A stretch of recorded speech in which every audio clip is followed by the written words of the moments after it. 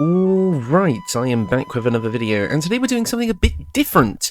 I kind of had this idea that I wanted to kind of make this video discussing some changes I'd make to the classes in Baldur's Gate 3. Basically just some small things I've noticed while build making that I think could be changed about to make each of the different classes have either a bit more power, slightly more niche use cases, other things. Now, this was originally going to be a one thing I would change about each class build, one thing I would change about each class video, but I've kind of decided to expand it just a little bit. I'm not going to be going massively in depth into all of them, because there's a lot of changes I would make to a lot of different classes, but I will be focusing on maybe like one singular aspect of each class, maybe a specific subclass that I think could do with some changes or improvements. I'm not really going to be trying to nerf any of the classes in this build. I want to kind of bring, in this video, I keep saying build because that's what I'm used to doing in this video, but I do want to kind of try and bring some of the lesser used options up a little bit. So without further ado, let's get into it. Starting off with Barbarian, or more specifically, Wild Magic Barbarian. There's a couple of changes I would like to make to this subclass to make it a bit more fun to use, especially as part of a team.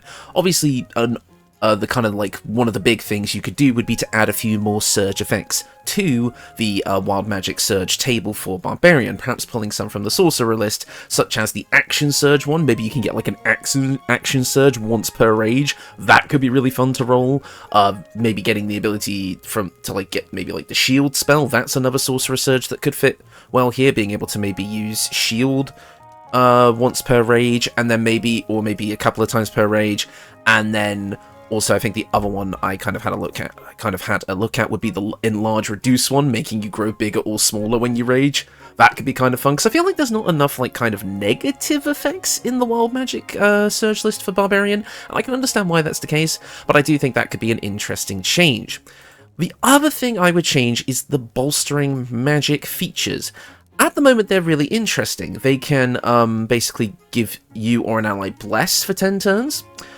They can restore up to level 3 spell slots when you get a high enough level, once per long rest. And that's the issue. Once per long rest. I think this should be changed to once per short rest for all Bolstering Magic features, because then it gives the Wild Magic Barbarian an interesting support utility that no other class would have. Other than maybe Warlock, but the ability to restore allies' spell slots per short rest up to level 3, which could be really, really interesting as kind of a support team dynamic. Like, you have a primary spellcaster in the party who likes to make use of their spell slots, and you can give them that little bit of an extra boost in and out of combat. If you're in a longer fight where your spellcaster is basically burning through spell slots, you can kind of choose to spend your action to help them out. Now, of course, that becomes a bit of a problem as well, whereas you might end your rage, so maybe making this a bonus action would really turn it into a useful feature, but I could see that being a bit too much. Otherwise, I do think that making these features available on a short rest instead of a long rest would definitely give the Wild Magic Barbarian a much more interesting and, unique use case. Moving on to Bard, I think Bard is one of the strongest classes in the game. There's not much I would change to the Bard as a class to really, give it any sort of boost. Other than perhaps making the Counter Charm feature gained at level 6 last 10 turns instead of 3. I always felt like that was a bit too short, especially for the kind of minute effect that it does give, but I think making it 10 turns would just be a little bit nicer. However, if I had to pick something to give a significant buff to, I think it would be College of Valor. College of Valor is in this weird place where it absolutely does have its uses, being a powerful support character, as well as giving a bard access to all martial weapons aside from the, only the scimitar proficiency gained from College of Swords. However, I don't think the full martial weapon kind of benefit really works that well for Bard, because I think most Bards are going to be quite happy with the proficiencies that Bard plus College of Swords gets anyway, and College of Swords gets the sword flourishes, and College of Law gets access to earlier magical secrets as well, making them the more effective spellcaster. So the College of Swords is probably the best kind of Spellblade type of build if you want to go with a Bard, and College of Law is the best kind of full caster build if you want to go with a Bard. So what does College of Valor really have? Well, it has support, but I think it could actually do with being a mixture between Swords and Law, something in the middle, whereas it is a melee-focused class, but it also might get some additional spells that Bard wouldn't normally be able to get easily, so without magical secrets and the like. I think College of Valor could benefit from having additional spells added to the Bard spell list at the same level that you get Bardic Inspiration improvements. And these spells aren't going to be like massively overpowered things, they're just little bits of extra flavour to kind of make the Valor Bard feel a bit more unique. I think at level 3, when you pick College of Valor, you should get Thunderous and Wrathful Smite added to your spell list. Thunderous can only be obtained via magical secrets, and Wrathful Smite cannot be obtained at all as a Bard. However, getting these two things, getting a Thunder spell and a Psychic spell, which Bards are known for having both, as a weapon attack, makes perfect sense for Valor.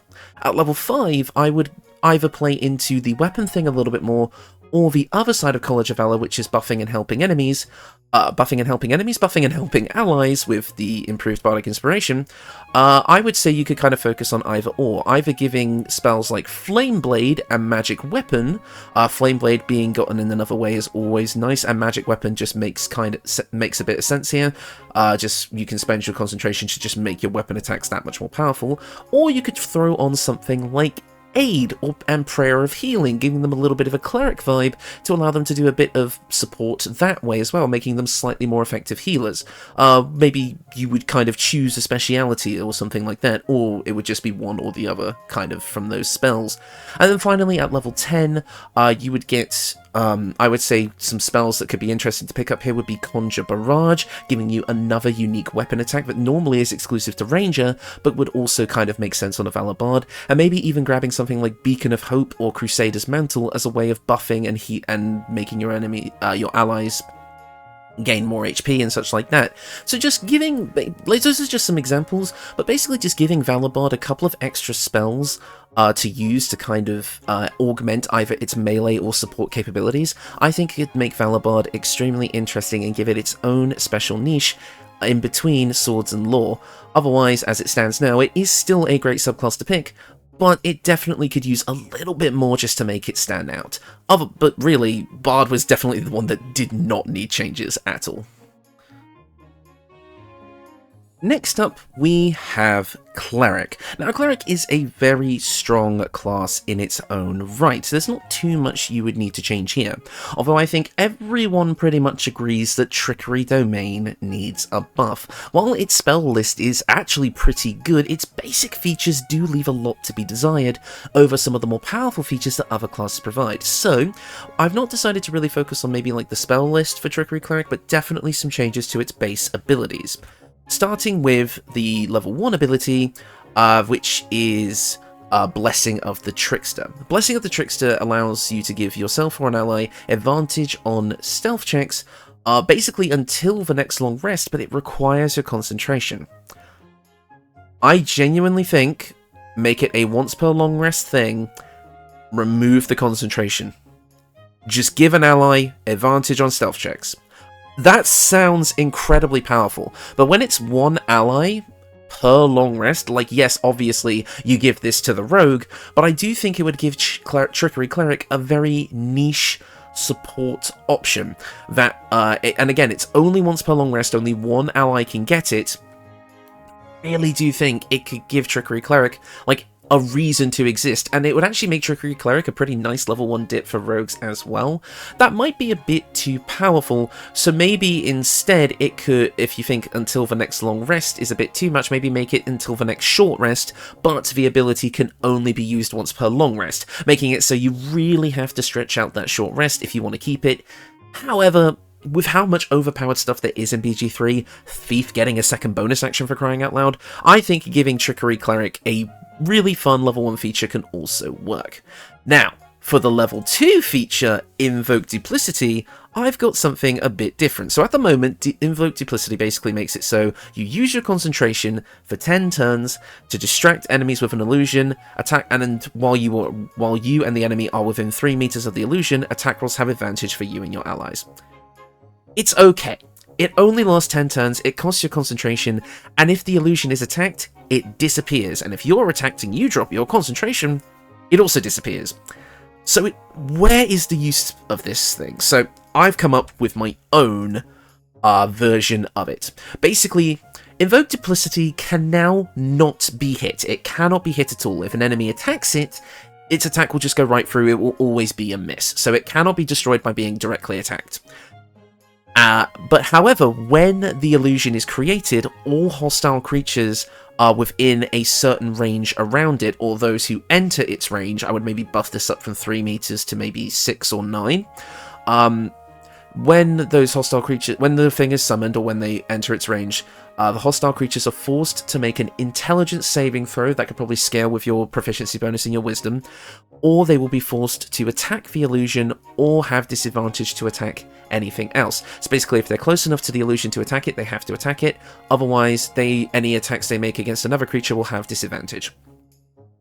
And every time they attack the illusion, they repeat the saving throw until they succeed, and then the effect ends for them. We keep the Invoke Duplicity 10 turns limit, so at the end of 10 turns, that goes away as well. But it basically just means that you're putting an extra target on the field.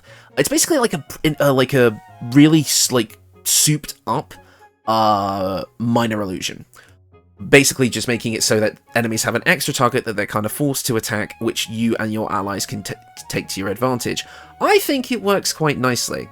And I think the fact that it's an intelligence save rather than a wisdom save, perhaps it should be a wisdom save to be more in line with, D&D and like how saving throws usually work in this case. But I think making it an intelligence save gives it, again, another unique niche where it's not really going to work on things like maybe mind flayers or other highly intelligent creatures, but things that are maybe a bit dumber would have a harder time distinguishing it from, as a real thing or not.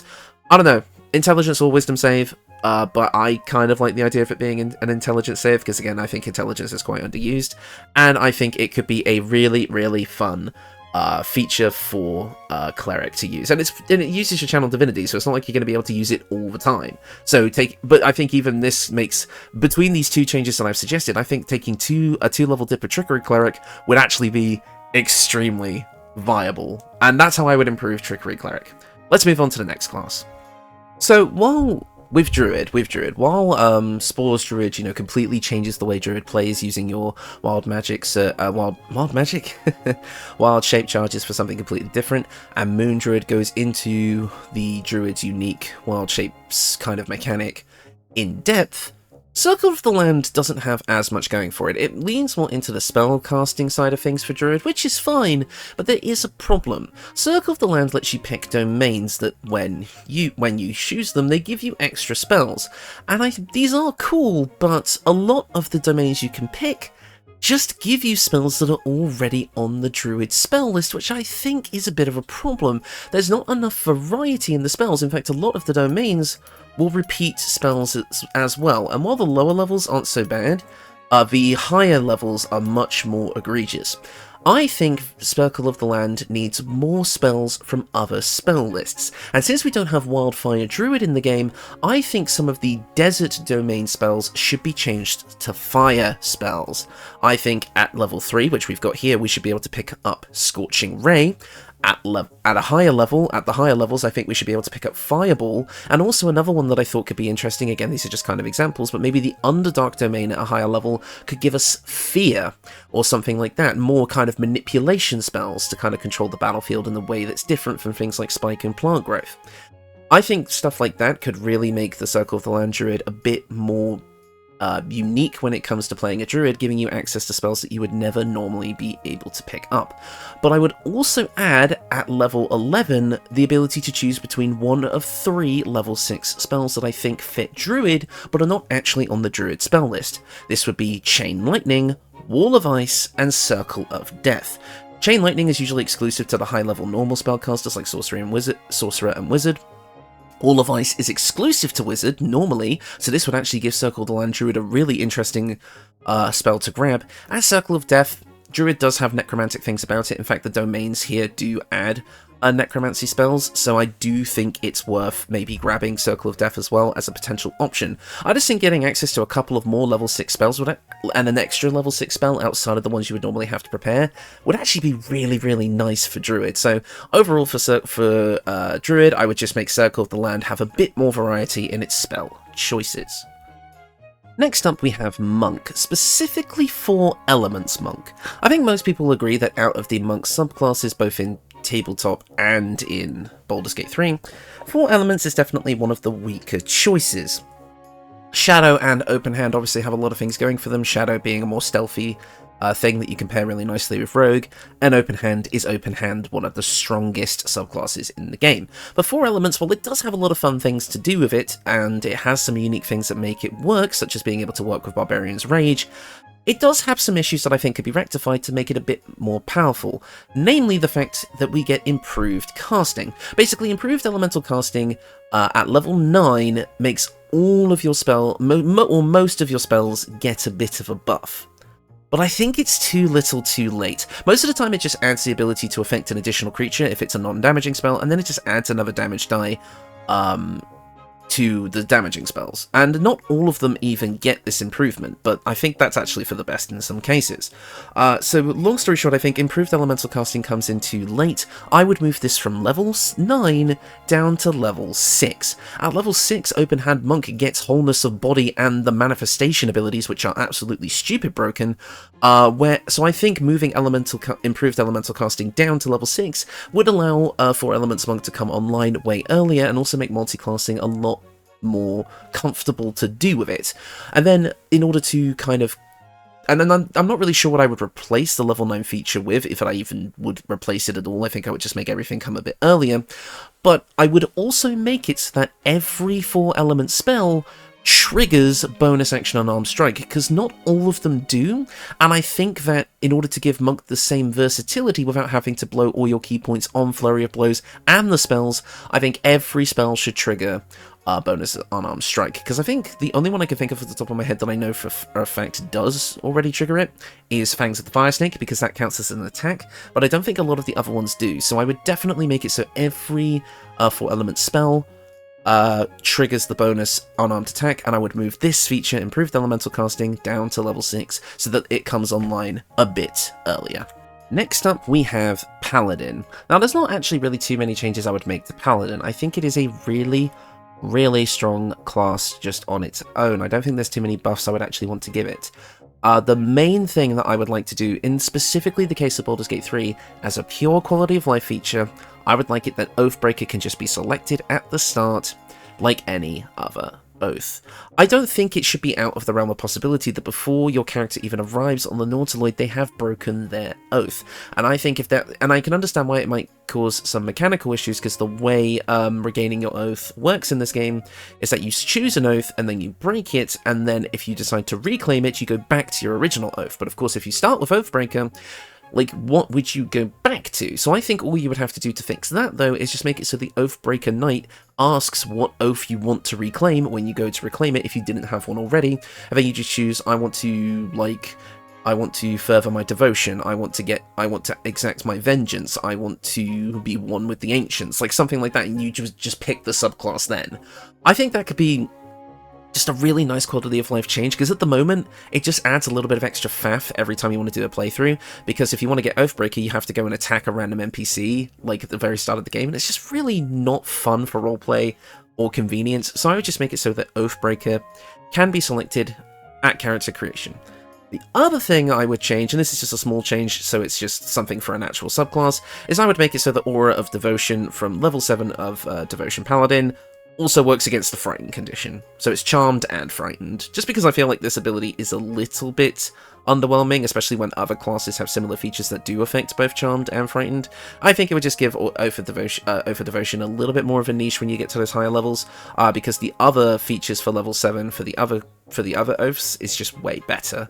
I mean, Ancients and Oathbreaker both have extremely powerful ones, and Aura of Devotion is just kind of meh. I suppose Relentless Avenger is a bit meh as well. I would maybe say, like, if you move your full movement speed with Relentless Avenger, you can do a little bit of extra damage or something, but mainly Aura of Devotion is the one I would change there.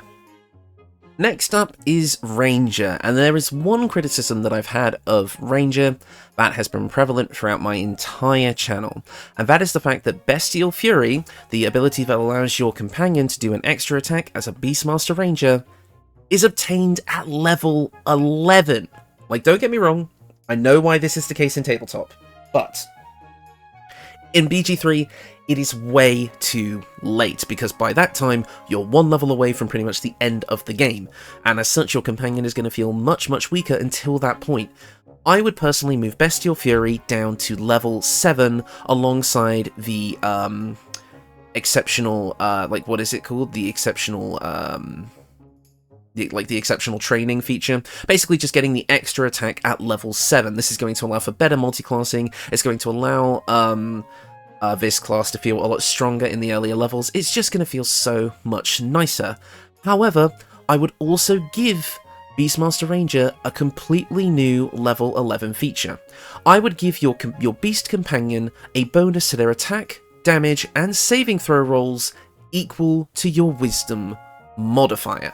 Basically just allowing them to kind of use your spellcasting as a way to augment their own attacks, making spellcasting as a Ranger a bit more, you know, desirable, because you have a better reason to level Wisdom as well as Dexterity or what have you, and it also gives your companion a really substantial buff towards the endgame. That's what I would personally go for, just making it so that your Wisdom modifier also affects their stats as well. I mean, for all I know, that already exists in some shape or form, but whatever. I think that this, as a level 11 feature, would really be a nice kind of cap-off for the companion features. Next up, we have Rogue. Now, Rogue has the potential to be somewhat one of the strongest classes in the game with how powerful Sneak Attack is. We all know that Thief Rogue is absolutely broken, pretty much works in almost every build, getting that second bonus action, and Assassin takes that Sneak Attack damage to the next level. But the one thing I keep seeing everyone say is that Arcane Trickster basically is useless. It just makes you a less effective spellcaster than normal, and the extra feature you get at the very, very high level just does not make up for it. The Mage Hand Legerdemain is cool, but it doesn't have nearly as much functionality as it would do in Tabletop, so that leaves Arcane Trickster in a really awkward spot. So, here are the changes I would pose for Arcane Trickster. I think that Arcane Trickster, since it's all about illusion and enchantment spells, should also be able to pull not just from the wizard spell list, but also the bard spell list, giving it access to things like Dissonant Whispers and the like. Basically what this would do is it would allow you to gain more damaging options, cover more damage types, get more battlefield control with Arcane Trickster, and also you could kind of flavour it as, rather than just using your sheer charisma to taunt and frighten enemies, you're using your intelligence, because this would all scale with intelligence. And that would make it so that it's like you're more intelligently using your knowledge to mess with your opponents. So again, things like Dissonant Whispers, even at the higher levels, like some of the level 2 options would be really nice. Because the other problem that Arcane Trickster has is it only goes up to level 2 spells. Which I'll admit doesn't give us a lot of extra options, but since Arcane Trickster can pull anything from the wizard spell list, as well as its own spell list, being able to pull from the bard spell list as well would just give you so many options that would really make Arcane Trickster feel like a hybrid kind of stealthy spellcaster, getting all of this other cool stuff, and it would allow you to play into other archetypes too, like something like similar to Mastermind or Inquisitive. Using those control spells as a rogue could be really, really interesting. However, I don't think just that kind of band-aid, just add more spells solution really works for Arcane Trickster. So I think for this, in BG3, Arcane Trickster should get a new level 6 feature, which I'm calling Vanishing Act. When a creature fails a saving throw against one of your enchantment or illusion spells, you gain advantage on stealth checks and a plus 3 meters of movement speed until your next turn. Basically, this means that once you cast your big spell, you can hide as a bonus action and then slip away to be able to do it again. This would synergize well with the later features that allow you to, while hiding, get advantage on your spells anyway. So you get like advantage on like the effects Or, like, your enemies get disadvantage on the saving throws against your spells, is what I mean to say. So, you can cast a spell, hide, then get advantage on your next spell to cast on another creature. This would just allow you to keep cycling through your spells, and again, if we get something like Dissonant Whispers, you could basically be this, like, stealthy, ethereal voice that just freaks the hell out of everyone as they can't discern where it's coming from. Something like that. So that's what I would do. I would give Arcane Trickster access to the Bard spell list, as well as this new level 6 feature. I think that works out really, really nicely. Next up, we have Sorcerer. Specifically, I want to focus on Draconic Bloodline here.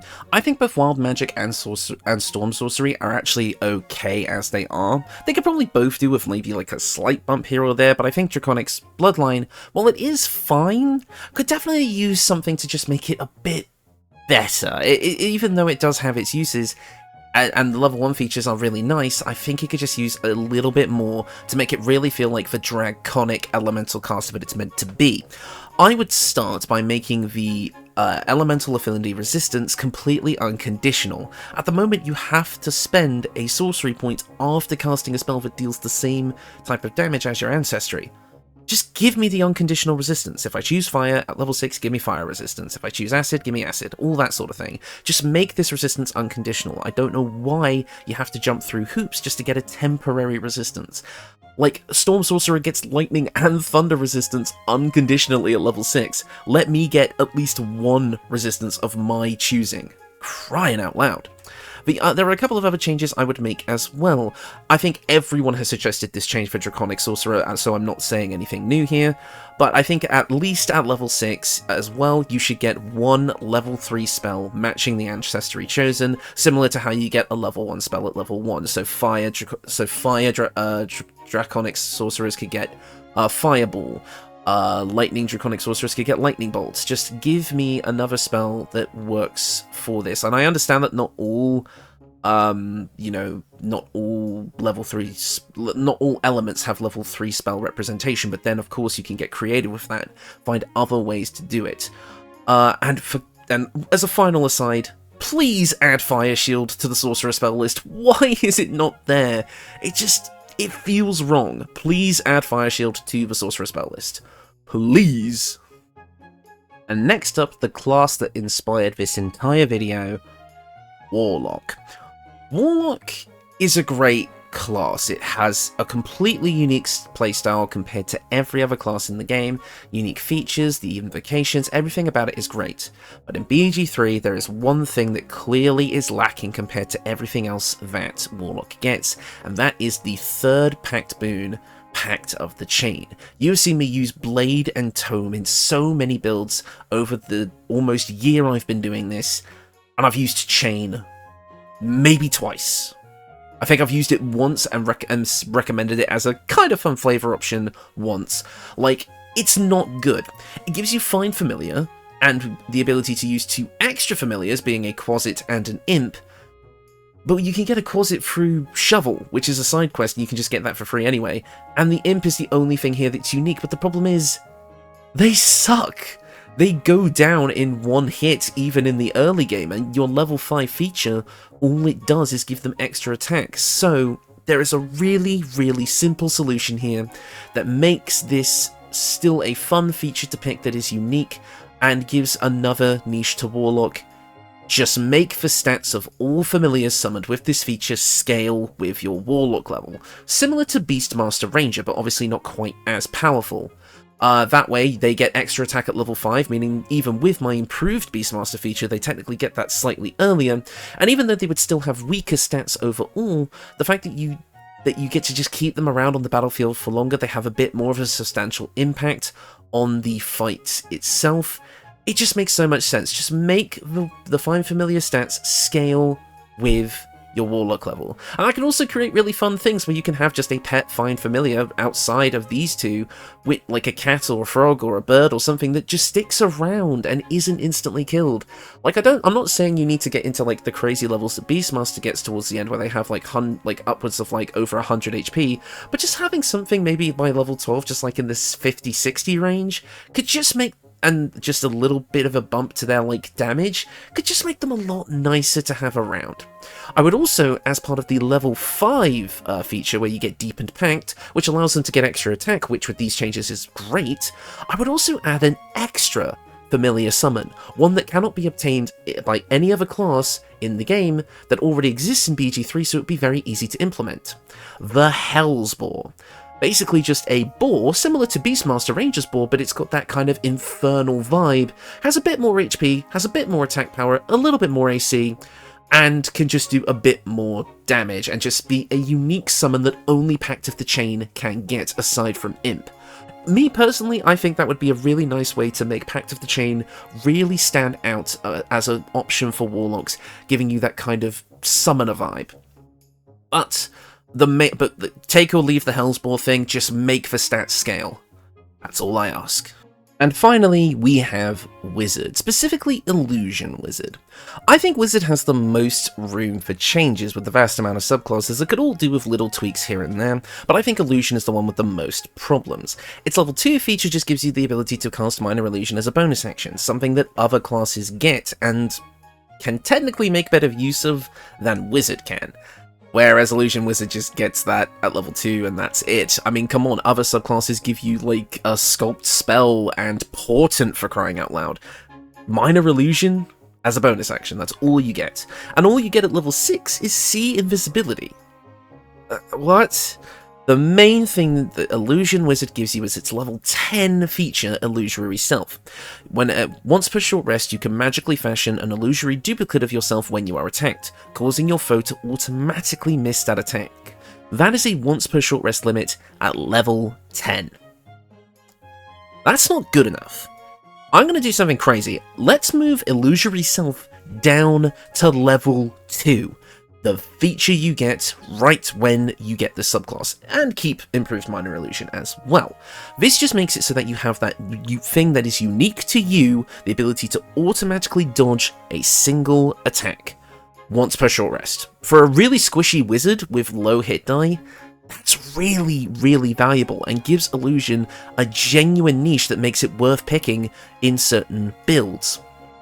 Also makes it great for multi-classing, but that's neither here nor there. Maybe that's a bit too powerful. Maybe we'd need to limit it to once per long rest at that level. Either way, it could still come in handy, but I think short rest is just fine. But then, what do we make for level 10 feature?